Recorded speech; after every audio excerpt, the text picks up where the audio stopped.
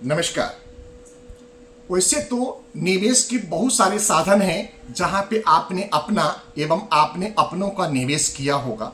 उसमें से कुछ निवेश के साधन मैं आपके सामने बता रहा हूं, जैसे कि लाइफ इंश्योरेंस पॉलिसी, जैसे कि म्यूचुअल फंड, जैसे कि फिक्स्ड डिपॉजिट, जैसे कि रिकरिंग डिपॉजिट, जैसे कि आपने थोड़ा बहुत गोल्ड में इन्वेस्टमेंट किया होगा, कुछ आपने सिल्वर में इन्वेस्टमेंट किया होगा, कुछ आपने कमेटी के अंदर इन्वेस्टमेंट कर रहे होंगे, कुछ आपने ब्याज पे पैसे दिए होंगे, कुछ आपने रेजिडेंशियल प्रॉपर्टी लिया होगा, कुछ कॉमर्शियल प्रॉपर्टी लिए होंगे, शायद आप एग्रीकल्चर लैंड भी लिए होंगे।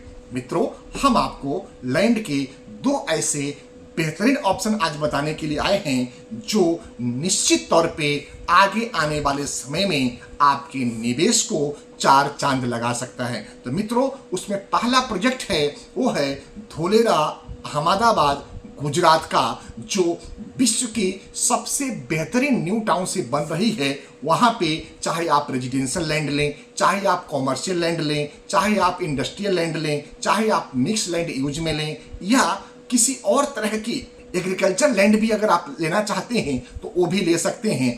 पूरी डिटेल्स में जानकारी आपको प्राप्त होगी। आप आइए, मिले, बातचीत करें, डिटेल्स में समझें कि क्यों आपको धोलेरा में इन्वेस्टमेंट करना चाहिए और क्यों आपको धोलेरा में इन्वेस्टमेंट नहीं करना चाहिए। मित्रों, पूरी निष्पक्षता के साथ में आपके सामने ये पूरी टॉपिक के ऊपर चर्चा करेंगे।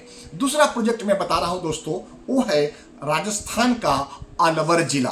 अलवर जिला दिल्ली एनसीआर रीजन के अंतर्गत में आता है। ये मात्र दिल्ली से 150 किलोमीटर की दूरी पे है। सिर्फ 45 टू 50 मिनट्स में आप अलवर पहुंच सकते हैं। आगे आने वाले समय में अलवर में जो नया परिसीमन लागू होना है, उसके बाद में अलवर के कुछ जिले को काट करके डीग डिस्ट्रिक्ट के अंदर मिलाया जाएगा।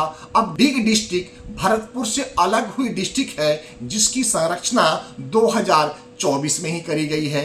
तो इस डिस्ट्रिक्ट के अंदर अलवर के कुछ गांव की प्रॉपर्टी लाने से क्या अलवर के उस क्षेत्रों में विकास में तेजी आएगी और उसका फायदा आपको कैसे मिल सकता है? क्या कुछ तहसील अलवर डिस्ट्रिक्ट से कट करके डीग में चली जाएगी, जिसका एक पूर्ण रूप से आगे आने वाले समय में आपके पैसे के ऊपर, आपके एग्रीकल्चर लैंड के ऊपर, आपके कॉमर्शियल लैंड के ऊपर नेचुरली इफेक्ट पड़ेगा।